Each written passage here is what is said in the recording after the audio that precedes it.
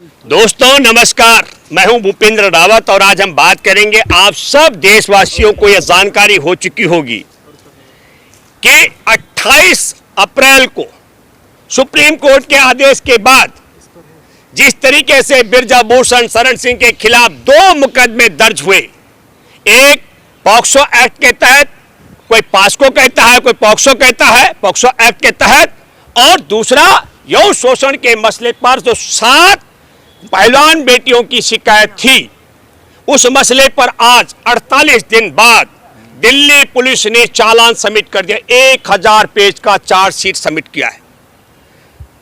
एक पटियाला हाउस में जो पास्को एक्ट के तहत है मामला, और दूसरा राउस एवेन्यू कोर्ट के अंदर जमा किया गया।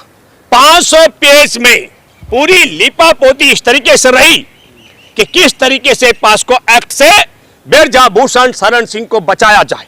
और मैं आपको याद दिलाना चाहता हूं, हमारे देश की पहलवान बेटियां 18 जनवरी को दिल्ली आ चुकी थी, और 18 जनवरी से लेकर मैं गणना कर रहा था, सुप्रीम कोर्ट का दरवाजा खटखटाने के बाद 101 दिन बाद एफआईआर दर्ज हो पाई। तो जिस तरीके से बिरजाभूषण शरण सिंह को निर्दोष साबित करने का तौर तरीका पुलिस ने तैयार किया, इसमें कुछ अहम सवाल हैं।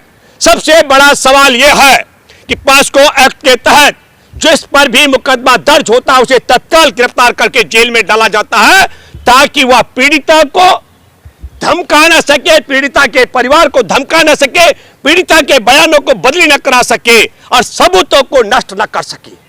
लेकिन हम एक बात और कहना चाहते हैं, विनेश फोगाट ने अगस्त 2022 में यह बात कही थी, 2021 में, जब प्रधानमंत्री नरेंद्र मोदी जी को क्या कहा था कि बिरजाभूषण शरण सिंह हमारे साथ यौन शोषण, बालिकाओं के साथ यौन शोषण कर रहा है, और तब प्रधानमंत्री ने कहा था आपकी बात को सुना जाएगा और एक्शन लिया जाएगा, और जिस बेटी को अपने परिवार की बेटी बताया, तब हम ये कहना चाह रहे हैं आपके माध्यम से, मैंने बहुत पहले दावे से कहा था, 28 अप्रैल को सुप्रीम कोर्ट में मामले की सुनवाई थी, उससे पहले मैंने कहा था हमारे देश का कानून ये कहता है, कानून ये कहता है कि जब भी कोई महिला, कोई लड़की यौन शोषण की शिकायत किसी भी देश के थाने में जाएगी, उसकी एफआईआर दर्ज की जाती है।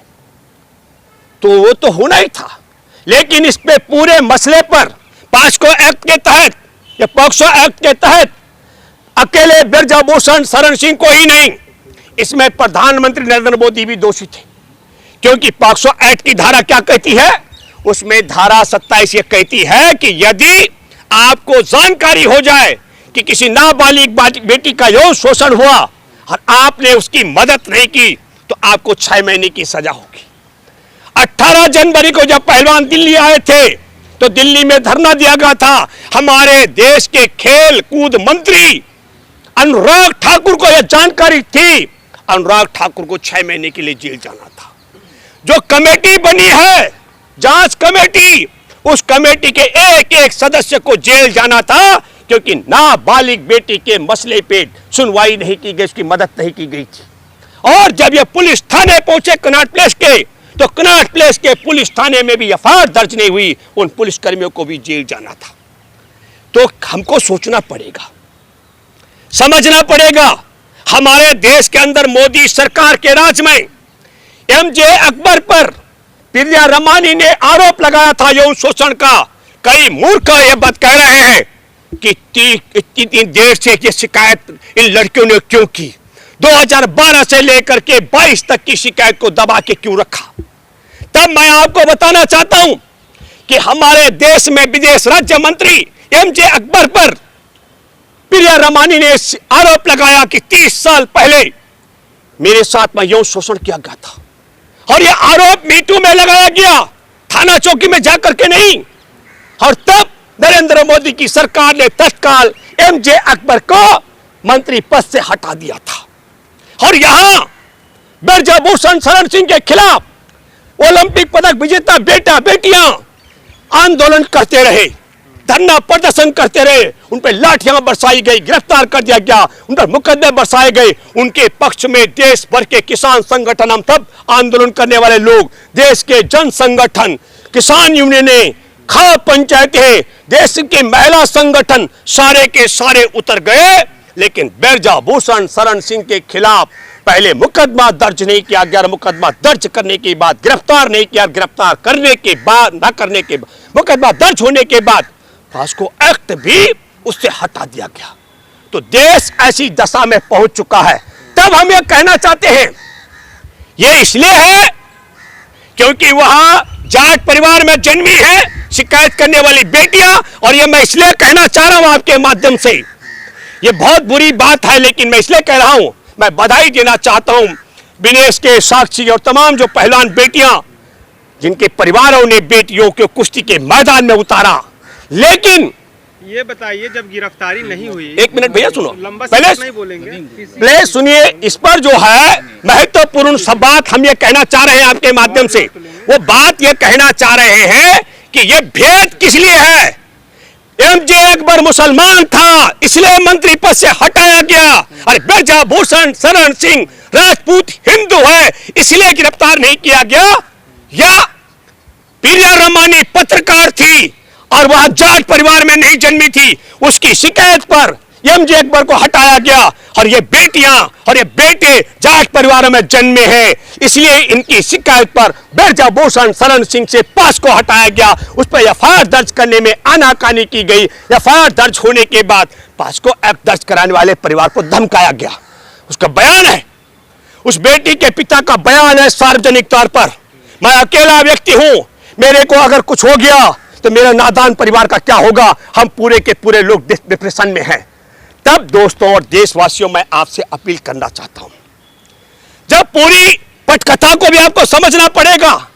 हमारे खेल कूद मंत्री अनुराग ठाकुर को कैसे पता लगा, कौन हैसियत है उसकी कि वो बताएगा कि किस दिन चालान सबमिट कर दिया जाएगा। जांच अधिकारी तय करेंगे, जांच पूरी करने के बाद करेंगे। लेकिन मैं बताना चाहता हूं, 15 दिन पहले ही कहा था, सूत्रों के माध्यम से कहा गया था कि ब्रजभूषण शरण सिंह से पॉस्को हटा दिया जाएगा। वो सूत्र कौन थे, ये सूत्र किसने तैयार किए, इन सूत्रों को तैयार करने वाला कौन था? नरेंद्र मोदी, जिसने विनेश फोगाट को अपना परिवार का सदस्य बताया, अमित शाह जिसने रात को बुलाया और कहा पहलवानों से किसी से मत बोलना, और फिर पीछे से सारे टीवी अखबारों को बता दिया कि ये पहलवान मुझे मिलने के लिए आए थे, या वो अनुराग ठाकुर जिसने जांच कमेटी बनाई थी। इसलिए मैं कहना चाहता हूं, यह पुलिस का काम है, यह पुलिस के होम मिनिस्टर का काम था। खेलकूद मंत्री को यह जानकारी कैसे हो गई? और मैं आपके माध्यम से बेबाकी से कहना चाहता हूं, अभी भाजपा, नरेंद्र मोदी, आरएसएस से गणना कर रहे हैं कि यदि जाटों को नाराज किया जाए तो कितनी लोकसभा सीटों का और कितनी विधानसभा चुनाव में राजस्थान में नुकसान हो सकता है, और दिल्ली, हरियाणा, पश्चिम उत्तर प्रदेश, राजस्थान में कितनी लोकसभा सीटों पर नुकसान हो सकता है। और ब्रजभूषण शरण सिंह को यदि जेल में डाल दिया तो राजपूत बहुल क्षेत्रों में कितनी सीटों पर नुकसान हो सकता है। इससे बड़ी गिरी हुई बात इस देश में कुछ और हो नहीं सकती। बेटियां इंसाफ मांग रही हैं देश की, यौन शोषण के खिलाफ आंदोलन करते हुए आरोपी को जेल भिजवाने की, और इसको कहते हैं कि जानवर की जान जा रही थी, शिकारी नाप माल तो हिसाब लगा रहे थे, इसका मांस खाने के लिए पूरा पड़ेगा कि नहीं। बेटियां न्याय के लिए लड़ रही हैं, सुप्रीम कोर्ट तक का दरवाजा खटकाया, पुलिस से पीटी है, पिटाई हुई है, मुकदमे उन पर बुक कर दिए गए, ओलावृष्टि, वर्षा और कड़कती ठंड और तपती धूप उन्होंने झेली है। हर मोदी सरकार, आरएसएस के लोग वोट की गणना में लगा रहे हैं, कब देश की बेटियों को जाट की बेटियों में समेट रहे हैं और कब यौन शोषण करने वाले को, राजपूतों को नेता बता रहे हैं। ये शर्म और अफसोस की बात है। तब मैं आप लोगों से अपील करना चाहता हूं, मेरी आज बात हुई है, साक्षी जी के ससुर द्रोणाचार्य का अवार्ड भी उन्हें मिला हुआ है सत्यवान कादियान जी के साथ। मैं आपके माध्यम से एक बात कहना चाहता हूं, जब पूरी मोदी सरकार, पूरा गृह मंत्रालय, तमाम पुलिस व्यवस्था, तमाम जांच अधिकारी उस एक बेटी के खिलाफ जो पॉस्को की शिकायत करने वाले उसके खिलाफ पड़े हुए थे, और तब वो परिवार और उस परिवार नादान परिवार क्या करता, जबकि उन्होंने 161 के 164 के बयान 161 के तहत बयान दिए थे पुलिस के पास और 164 के तहत बयान कराए कोर्ट अदालत में जमा दर्ज। और फिर उसके बाद क्योंकि ब्रजभूषण शरण सिंह छुट्टा सांड की तरह घूम रहा था, इसलिए उस परिवार को वो जो दबाव है वो परिवार दबाव नहीं झेल पाया। और तब मैं आप देशवासियों से अपील करता हूं, आग्रह करता हूं, आपसे गुजारिश करता हूं, अब एक ही अदालत बची हुई है और वह है जनता की अदालत। और जनता की अदालत में क्यों जाना पड़ेगा मैं बताना चाहता हूं। राम मंदिर के मुद्दे पर जो सबसे अगुवाई करने वाला था चिन्मयानंद, उसका वीडियो आपने देखा होगा, कॉलेज की गरीब ब्राह्मण बेटी के साथ नग्न मालिश कराते हुए उसको सुप्रीम कोर्ट जाना पड़ा, तब मुकदमा दर्ज हुआ। आपने देखा कुलदीप सेंगर का मामला, उसने भी एक गरीब बेटी के साथ में बलात्कार किया, उसकी मुंहबोली बहन थी, उस बेटी को भी इंसाफ सुप्रीम कोर्ट से मिला। आपने देखा होगा कि एक कठवा में 8 साल की मासूम बच्ची, उसके पक्ष में तिरंगा यात्रा निकाली गई। आपने देखा होगा हाथरस की वह बेटी महर्षि वाल्मीकि के वंशज में जन्मी, जिसकी जुबान काटी गई थी, कमर की हड्डी तोड़ी गई थी और उसके शव को जला दिया गया, परिवार वालों को उसके शव के दर्शन नहीं करने दिए गए थे। और फिर मैं ये बात इसलिए कह रहा हूं, एक एक मसले पर इंसाफ तब मिलता है जब अदालत में हस्तक्षेप होता है, लेकिन यहां तो ऐसी स्थिति हो गई कि कोर्ट भी लाचार है। आदेश करने के बाद, एफआईआर दर्ज कराने के बाद पुलिस ने जिस प्रकार खेल कूद मंत्री के इशारे पर यह चालान तैयार किया, चार्जशीट जमा की है, हमें लगता है कि बिल्कुल बबीता फोगाट जो भाजपा में है, बबीता ने कहा एक एक जांच के एक एक तौर तरीके पर सरकार की पैनी नजर है। और तब मैं यह कह सकता हूं कि 18 जनवरी से लेकर अब तक तमाम जो सबूत ब्रजभूषण शरण सिंह के खिलाफ थे, उन सबको नष्ट करने का काम किया गया। उसकी शुरुआत जिस दिन अगस्त में विनेश फोगाट ने नरेंद्र मोदी से कहा था, उनको खत्म करने की शुरुआत तभी हो गई थी क्योंकि ब्रजभूषण शरण सिंह इनके साथ में एक अहम सहयोगी है राम मंदिर के मुद्दे को लेकर। तब मैं आप सब देशवासियों से अपील करता हूं, मैं गुजारिश करता हूं, अब जनता की अदालत बाकी बची हुई है। आप सब लोगों को जो बेटियों का सम्मान करते हैं, जो इस देश में बेटियों की लाश के लिए लड़ते हैं, जो बेटियों के सम्मान के लिए खड़े होते हैं, आप सब लोग जो बेटी वाले हैं, जिनके घर में बेटियां हैं, ये बे औलाद वाले की सरकार ने औलाद वाली बेटियों, हमारे देश की बेटियों के साथ जो नाइंसाफी की है, मैं आप सब लोगों से गुजारिश करता हूं कि आप सबको उठ खड़ा होना पड़ेगा। ये चुनौती हमारे लिए है। अगर देश के ओलंपिक पदक विजेता बेटियों को हम इंसाफ नहीं दिला पाए तो देश के करोड़ों परिवार में है दलितों के जिनके घर बेटियां हैं, करोड़ों परिवार है आदिवासियों के जिनके घर बेटियां हैं, करोड़ों परिवार है कि गरीब किसानों के, आदिवासियों के, भूमिहीनों के, मछुआरों के, गरीबों के करोड़ों परिवार है जिनके घर बेटियां हैं। और जब बेटियों का सिलसिला ऐसा रहेगा तो न्याय कैसे मिलेगा, यह आपके सामने इन्हीं का नहीं है। इससे पहले एक बेटी का साथ में किरण नेगी दिल्ली में गैंग रेप करके उसके तेजाब डाला गया था, उसके आरोपियों को बाइज्जत बरी करा दिया, फांसी की सजा हो गई थी।